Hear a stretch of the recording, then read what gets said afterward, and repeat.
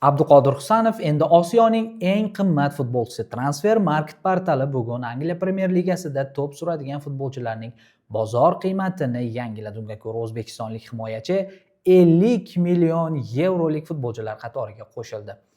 Uning transfer narxi avvalgiga nisbatan 15 million yevroga oshdi.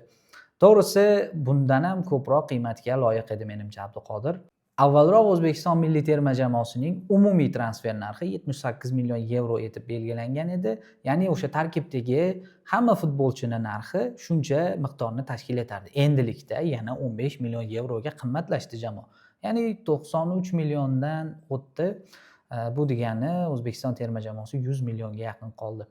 Xo'p, transfer narxini oshishi nimani anglatadi? Bu avvalo uning muhim futbolchilardan biri ekanligi, mavsumni zo'r o'tkazgani va Angliya Premyer Ligasida har qanaqa himoyachi bilan u bemalol raqobat qila olishini anglatadi. Ushbu sahifaga obuna bo'ling, Sportify Uzbekistan sahifasiga obuna bo'ling va Jahon chempionatida ko'rishamiz.